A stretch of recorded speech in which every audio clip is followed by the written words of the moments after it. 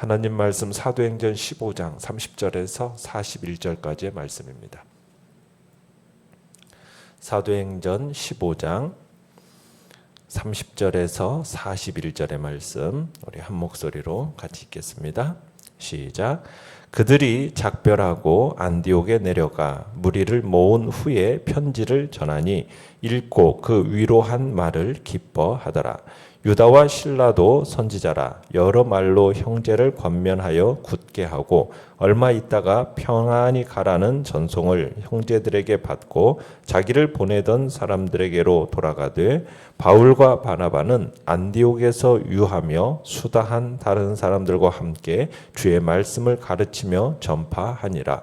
며칠 후에 바울이 바나바더러 말하되 우리가 주의 말씀을 전한 각 성으로 다시 가서 형제들이 어떠한가 방문하자 하고 바나바는 마가라 하는 요한도 데리고 가자 하나 바울은 밤빌리아에서 자기들을 떠나 함께 일하러 가지 않는 자를 데리고 가는 것이 옳지 않다 하여 서로 심히 다투어 피차 갈라서니 바나바는 마가를 데리고 배 타고 구브로로 가고 바울은 실라를 택한 후에 형제들에게 주의 은혜에 부탁함을 받고 떠나 수리아와 길리기아로 다니며 교회들을 견고하게 하니라. 아멘. 오늘 말씀의 제목은 교회를 굳고 견고하게라는 제목으로 말씀을 나눕니다. 예루살렘 공의회에서 야고보가 마지막 발언을 마치니까 그 제안을 그대로 이제 수용하게 되죠. 그래서 공의회의 최종 입장이 이제 결의되어집니다. 그리고 그 공의회의 결의 사항을 안디옥 교회에 전달하기 위해서 바울과 바나바와 함께 예루살렘 교회에서 그 권위를 인정받던 유다와 실라를 안디옥에 파송하기로 의결 조치하죠.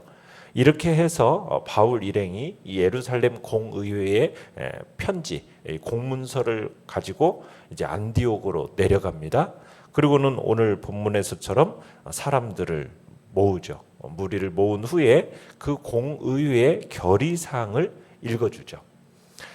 그 공의의 결의사항을 들은 안디옥 성도들은 31절에 보면은 그 위로한 말로 인하여서 어땠다고 얘기하고 있습니까? 매우 기뻐했다고 그러고 있죠. 큰 기쁨 가운데 즐거워하게 되었습니다. 자, 내용 관찰 문제 1번을 보시면 사도들이 안디옥과 수리아와 길리기아에서 행한 일은 무엇입니까? 자, 유다와 실라도 선지자로서 이제 안디옥 교회의 이방인 형제들에게 여러 가지 말로 권면을 했고 그들을 더 굳게 한 후에 떠나가죠. 그리고는 이제 바울과 바나바는 32절에서 보면은 이제 계속해서 말씀을 전파합니다. 35절도 가보시면은 바울과 바나바가 안디옥에서 유하면서 수다한 다른 사람들과 함께 주님의 말씀을 가르치죠. 전파합니다. 그러면서 교회를 어떻게 하느냐? 건강하게 했습니다. 41절도 가보시면은 수리아와 길리기아로 다니면서 교회들을 견고하게 했다. 그러니까 사도들이 한 사역은 바로 교회를 견고하게 세우는 그런 사역을 한 거죠. 우리가 유다와 이 실라의 존재감이라는 것은 안디옥 교회에서 어떻게 보면 예루살렘에서 온 이 편지보다도 안디옥 교인들에게 더 큰 격려와 힘이 되었을 걸로 보여요. 그러니까 이 두 사람이 예루살렘 회의에 대한 어떤 결과를 설명해 주고요. 또 말씀을 가르치면서 이 이방 교회를 격려했을 것입니다. 자, 그런데 이 32절에 유다와 실라를 가리켜서 그를 선지자다 이렇게 얘기하고 있어요.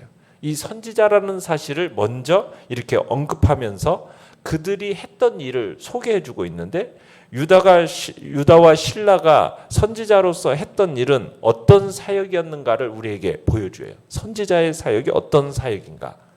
우리는 선지자의 사역 하면은 주로 어떤 생각을 하게 됩니까? 어떤 미래의 예언을 해주는 예언적인 사역을 자꾸 생각하게 되는데 이 32절에서 선지자의 사역을 어떻게 이렇게 해주고 있어요? 여러 말로 형제를 뭐 했다? 권면했다라고 얘기했어요. 그러니까 권면의 사역인 거죠. 권면의 사역. 그러니까 권면이라는 건 뭡니까?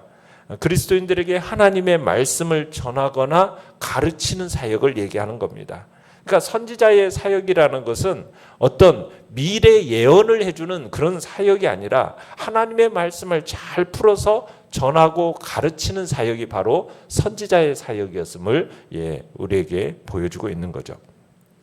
자, 그러면서 이제 율법 준수 또 할례의 쟁점 이런 것이 이제 타결이 된 후에 바울과 바나바는 35절에 보면 안디옥에 유하면서 수단 다른 사람들과 함께 주님의 말씀을 가르치고 이제 전파하게 됩니다. 그러니까 다시 사도들의 그 평범한 활동으로 돌아간 거죠. 안디옥에 돌아와서 예루살렘 회의에서 자기들이 어떤 승리한 것에 대한 어떤 도취해가지고 그것만을 설명한 게 아닙니다. 누가는 그 이전에 있었던 일 아무 일도 없었던 것처럼 항상 그냥 본업에만 충실하는 그 모습을 보게 되죠. 그러니까 격가지로 흘러서 본업을 소홀히 하는 일이 없었습니다. 그러니까 바울과 바나바는 말씀을 전하고 가르치는 그 사역을 충실하게 감당했다라는 거 보게 되는 거죠. 내용관찰 문제 2번을 보시면, 자, 바울은 바나바에게 무엇을 제안했습니까? 자, 36절을 보시면은 바울이 바나바에게 뭘 제안하고 있습니까? 주의 말씀을 전한 각 성으로 다시 가서 형제들이 어떠한가 방문하자. 그러니까 주의 말씀을 전했던 각 성으로 가자고 제안하는 거죠. 지금 안디옥 교회에서의 사역이 어느 정도 이제 안정 궤도에 오르니까 바울은 바나바에게 지금 이제 제2차 전도 여행을 제안하고 있는 겁니다. 자, 제2차 전도 여행을 떠나면서 그들의 여행의 목적을 분명하게 정하고 있죠. 제1차 전도 여행 때 개척한 그 이방 교회의 형편을 살펴보러 각 성읍을 방문하자는 것으로 지금 제안하고 있는 겁니다. 그래서 그 각 성읍을 돌아보면서 그 교회들을 도와 견고하게 세우려는 그 목적을 가지고 지금 제2차 전도 여행을 떠나려고 하는 겁니다. 자, 그런데 37절을 보시면은 2차 전도 여행을 떠나기 시작하면서 바울과 바나바 간에 지금 심각한 의견 대립이 일어납니다. 자, 바나바는 마가 요한을 데리고 함께 이 2차 전도 여행을 떠나자고 하는 거예요. 그런데 바울은 뭐라고 얘기합니까? 제1차 전도 여행 때 밤빌리아에서 일방적으로 되돌아가 버린 이 마가를 데리고 가는 것은 옳지 않다, 이렇게 주장을 하는 겁니다. 그러니까 바울은 이 마가가 떠난 이 사건이 굉장히 큰 아픔으로 남아 있었던 것 같아요. 그래서 39절에 보시면은 이 일로 인하여서 그들이 어떻게 했습니까? 서로 심히 다투어 피차 갈라섰다라고 얘기하고 있습니다. 심히 다투어 피차 갈라섰다. 여기서 다투다라는 것은 몹시 격분했다라는 것을 말하는데요. 참 오랫동안 함께 아름다운 동역을 해오던 이 바울과 바나바가 이 마가 요한의 문제로 인해서 서로 갈라서게 된 겁니다. 그래서 바나바는 마가를 데리고 배를 타고 자기 고향인 구브로로 이제 가버리고요. 그 결과 여기서 이제 바나바와 바울이 갈라진 후에는 바나바와 바울이 다시 만났다라는 기록이 나오질 않습니다. 아마 바나바는 구브로에서 사망한 것으로 추정이 되어지죠. 자, 그에 비해 이제 바울은 어떻게 합니까? 실라를 선택합니다. 40절에 보시면 실라는 이제 2차 여행 내내 이제 바울과 함께 동행하게 되죠. 참 바나바와 바울의 이 갈라선 것은 참 어떻게 보면은 바울에게는 뼈아픈 일입니다. 그런데 이 사건에 대해서 누가는 담담하게 서술하고 있어요. 마치 당연하게 갈라선 것처럼 서술을 하고 있습니다. 안디옥 교회도 이 사건을 그렇게 심각하게 다루지 않았던 것 같아요. 40절에 보시면은 교회의 공식 선교사로서 이제 바울이 이제 세워지는 것처럼 보이고, 바나바와는 달리 바울은 형제들에게 지금 주의 은혜의 부탁함을 받고 떠나가게 됩니다. 그러니까 바울이 신라를 택해서 떠날 때 이제 안디옥 교회가 이제 그들을 주님의 은혜에 부탁하면서 담담하게 이제 제2차 전도 여행을 보내게 되는 거죠. 이제 바나바와 마가 때문에 크게 다투고 갈라진 이 바울은 먼저 이제 자기의 고향인 수리아, 그 다음에 길리기아로 다니면서 교회들을 견고하게 됩니다. 견고하게 하죠. 참 안타까운 일이죠. 바울과 바나바가 좀 예루살렘 총회에서 배웠던 그 성숙한 변론 또 인내심, 이걸 가지고 서로 좀 의견을 나누면서 경청했더라면, 이 상황에 좀 적용했더라면 하는 좀 아쉬움이 남습니다. 그러나 이 사도행전 기자는 이들의 이 인간적인 다툼, 분열, 이것에 대한 어떤 도덕적인 평가는 내리질 않아요. 오히려 그것마저도 역으로 이용해 가지고 선교의 원동력으로 삼으시는 어떤 하나님의 강권적인 열심을 보여줄 뿐이죠. 그렇게 마가는 바나바를 따라서 구브로로 건너간 후에 거의 소식이 알려지지 않게 됩니다. 그러다가 10년이 지난 즈음에 마가라는 이름이 다시 등장하게 돼요. 이때 바울은 마가를 뭐라고 얘기하냐면 나의 위로, 나의 동역자, 이렇게 표현을 합니다. 그러니까 이 마가 요한은 한 차례 이렇게 홍역을 치르고 나서 크게 영적인 성장을 했던 것으로 보입니다.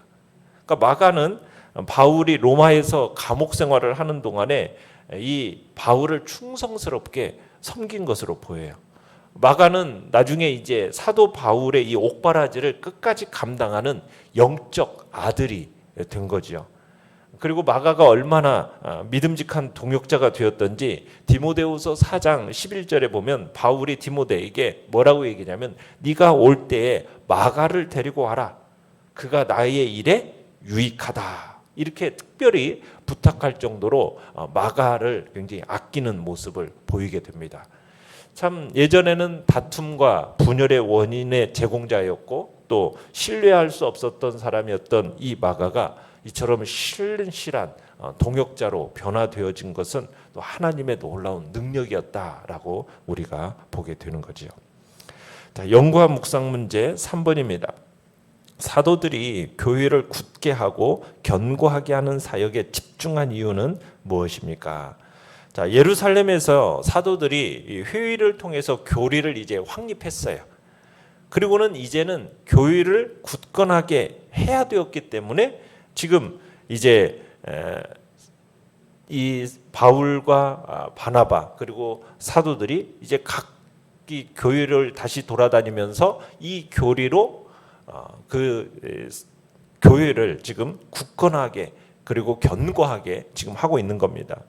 그러니까 예루살렘의 이 회의 결정을 그들에게 전하고 나서 지금 그들이 믿음으로 구원받는다라는 이 내용을 더 분명하게 세워야 하는 그 목적이 있었던 거예요. 어떤 다른 것에 의해서 흔들리는 지금 상황이지 않았습니까? 율법을 준수해야 된다, 할례를 행해야 한다면서 믿음으로 구원받는다라는 이 부분에 있어서 이들의 흔들리는 이런 상황을 지금 예루살렘 교회에서 결정된 이 교리를 그들에게 분명하게 전해줌으로 말미암아 흔들림에서 이제 견고하게 세워져야 하는 분명한 목적이 있었기 때문에 지금 사도들은 이 굳게 하고 견고하게 하는 사역에 집중을 했던 겁니다. 결국 주님의 사역자는 어떤 사람이냐? 교회를 굳건히 세우는데 관심을 두고 헌신하는 사람이 주님의 사역자라는 것을 우리가 사도들을 통해서 또한 보게 되는 거죠. 느낀 점 4번입니다. 굳게 세워진 교회의 사역자들이 다른 교회도 견고해야 하는 모습에서 무엇을 느낍니까? 우리는 자기 양떼를 향한 어떤 목양자의 마음의 한 단면을 우리가 우리 가슴에 느끼게 하는 내용입니다. 그러니까 바울의 몸은 예루살렘과 안디옥을 지금 부지런히 옮겨 다니면서 주어진 자기의 임무에 최선을 다했어요. 그런데 그의 마음은 언제든지 지금 이제 복음에서 막 자라나기 시작한 성도들에게 지금 가 있었던 것을 보게 되는 겁니다. 그러니까는 마치 갓난 아이와 같이 지금 자기가 처음으로 복음을 전했던 이 성도들이 지금 어떤 상태에 있는가?